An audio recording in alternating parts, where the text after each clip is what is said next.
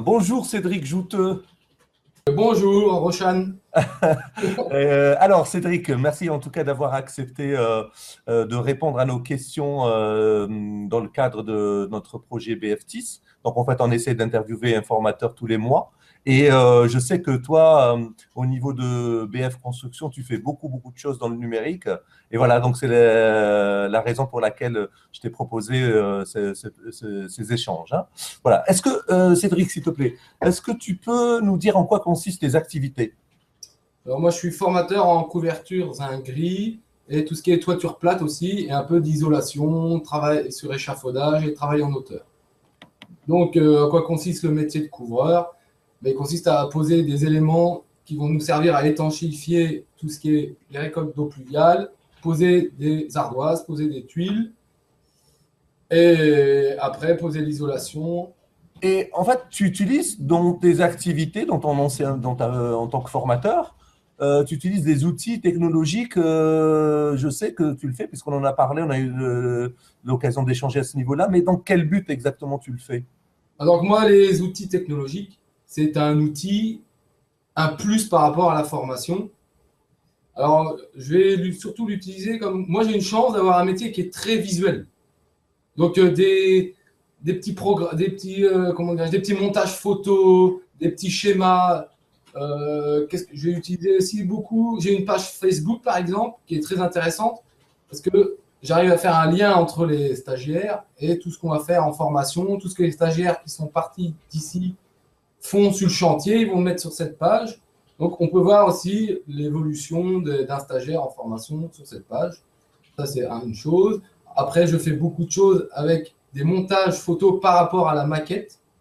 Donc, comme ça, après, je peux leur envoyer sur leur adresse mail et ils ont toujours avec eux quand ils sont en cours. Et aussi, demain, quand ils seront sur le chantier, ils vont pouvoir aller directement sur ce petit montage s'ils ont un petit trou de mémoire, donc savoir que ça existe. Voilà. Alors moi, les outils technologiques, c'est pas non plus, c'est un outil avec d'autres outils. Pour moi, le plus important, c'est quand même la transmission par rapport au geste. Donc avant tout, je vais déjà tout expliquer en théorie. Je vais tout le temps faire la maquette devant eux, moi, mes gestes à moi. Et après, c'est un outil en plus. Mais je continue quand même à retransmettre mon métier avec la façon de faire, de façonner les choses. Oui, on a bien compris que le plus important, c'est effectivement c'est le contact humain avec en montrant les Exactement. postures et tout ça. Mais pour toi, c'est le fait d'avoir recours à ces outils, ça peut t'apporter un plus, hein, si j'ai bien compris. D'accord, c'est juste en plus, mais en fait, ça fait partie de l'évolution. Moi, j'ai commencé à apprendre il y a presque 20 ans maintenant. Hmm. On utilisait déjà la vidéo, on utilisait déjà les rétroprojecteurs, on utilisait les appareils photo jetables. Il fallait ramener nos photos de chantier après à l'école. Donc, quelque part, 20 ans après, il y a eu une évolution, mais c'est un peu normal, quoi. Enfin, ça reste normal, quoi. Enfin, pour moi, c'est pas un grand waouh génial, quoi. D'accord.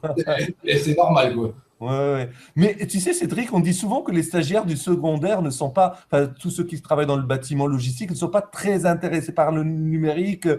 C'est pas forcément dans leur pratique. C'est vrai, ça ou pas? Je pense pas que c'est vrai.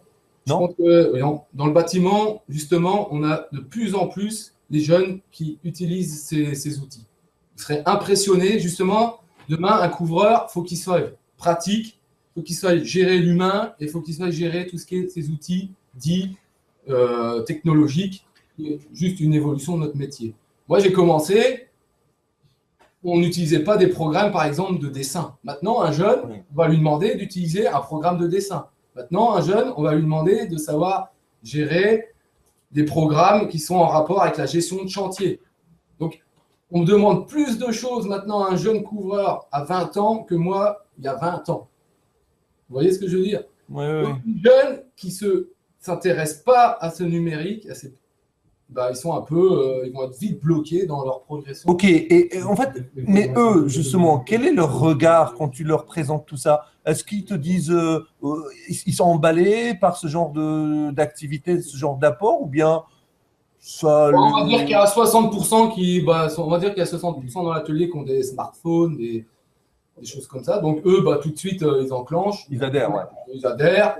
Et puis, il y a ceux qui regardent sur le smartphone de l'autre. Bon, qui n'ont peut-être pas les moyens d'acheter un smartphone, mais qui regardent quand même sur le smartphone, qui s'intéressent. Bon, après, voilà, peut-être qu'ils n'ont pas les moyens de s'avoir acheté un smartphone, ça ne les intéresse pas, mais ils savent que ça existe. Donc, quelque part, ils sont tous intéressés suivant leur niveau. Mais il y en a qui sont curieux, quoi. On va dire ils sont curieux. Ceux qui ne connaissent pas, ils sont curieux, et ceux qui connaissent, tout de suite, ils adhèrent, quoi. Mais, et toi, en tant que formateur, j'ai l'impression que tu es curieux puisque tu utilises ça. Et ça te vient d'où cet attrait pour les TIS, pour les nouvelles technologies, etc., le digital, le numérique, que tu utilises très souvent? Mais moi, ça fait partie que l'homme, il est fait pour toujours évoluer. On peut pas gérer, on doit toujours se remettre en question, on doit toujours remettre tout à zéro, on recommence. Donc pour moi, c'est normal d'aller vers ça. Il y a pas de, on ne doit pas se mettre un frein. C'est pas que c'est l'avenir, c'est là où on va. Mais c'est un outil. Il ne faut pas oublier, il faut rester avec l'humain, l'homme.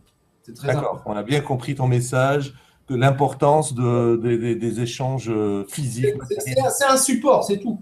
D'accord, c'est un support, mais qui peut aider à enrichir quand même l'activité, à motiver. Hein? Oui, bien sûr. Et moi, comme je vous l'ai déjà dit, j'ai un métier qui est très visuel, c'est super. Par exemple, je participe à des pages Facebook où on est plus de 5000 couvreurs dans le monde entier et on se transmet nos chantiers, les plus beaux chantiers qu'il y a dans le monde qui se passent pour les zingueurs.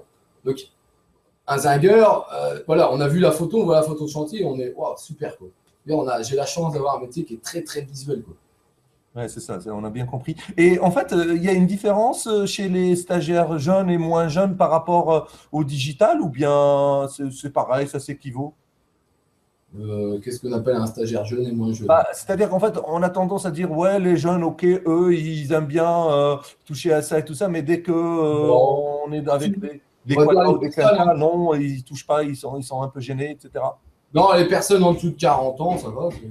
Mais oui, mais il peut y avoir aussi au-dessus de 40. Hein, alors, dans mon atelier, on va dire franchement, j'en ai un peu, mais c'est rare que j'ai un public. D'accord. Au-dessus de 40 ans, j'en ai de temps en temps, mais c'est pas c'est pas ça, mais on commence pas un métier manuel. C'est très dur de commencer un métier manuel de zéro après 40 ans. D'accord. Okay, c'est pas vraiment. J'en ai de temps en temps, mais c'est pas mes clients. Ok, Cédric. Et Cédric, tu peux nous dire, on va terminer, tu peux nous dire quel conseil donnerais-tu à tes collègues de Bruxelles Formation s'ils veulent se lancer, mais ils hésitent? Est-ce que ça te demande beaucoup de temps? Est-ce que tu penses qu'il faut une formation avant de commencer, ou bien on peut apprendre sur le tas? Moi, je pense qu'on peut apprendre sur le tas, il faut juste être curieux, quoi. Si on n'est pas curieux, c'est-à-dire qu'on va pas avoir de mal. Et puis, il faut se lancer. C'est pas compliqué. Il y a plein de petites applications, il y a plein de petites choses. Donc, ça facilite le formateur. Et en plus, des fois, on n'a pas besoin de répéter. Alors, moi, je dis aux stagiaires, je veux venir répéter une fois, deux fois, trois fois, mais il y a un moment, tu prends ton classeur. Les stagiaires ont toujours un support écrit aussi. Ça, c'est tout le temps, c'est obligatoire. Ils ont le support écrit, mais ils ont aussi le support digital. Donc, je dis, soit tu regardes dans ton classeur, soit tu vas regarder le montage vidéo qu'on a fait, quoi. Et à un moment aussi, le formateur, il est un peu plus tranquille. Enfin, pas tranquille, mais il peut faire autre chose aussi. Donc, ça les fait rechercher dans les photos, dans leur support papier. Et pendant ce temps-là, les formateurs, ils travaillent un petit peu moins. Parce que moi, je dis toujours, je vais bien dire une fois, deux fois, trois fois, mais quand vous allez être en entreprise, votre chef d'équipe ou votre patron ne va pas vous répéter 5 fois la même chose. C'est ça, finalement, ici à Bruxelles Formation, on les prépare à entrer en entreprise. Exactement. Moi, j'essaie de les mettre comme sur le chantier, on ne répète pas 3-4 fois la même chose. Bon, bien sûr, ici, je fais plus attention, mais en entreprise, c'est pas le cas. Bon. Très bien. Écoute, merci beaucoup, Cédric, d'avoir accepté cet échange. Normalement, la vidéo qu'on présente, elle sera enrichie par des gestes que tu auras montrés. Et puis, j'espère qu'il y aura des retours par rapport à tout ce qu'on a dit. Hein. Merci beaucoup. Ok, merci.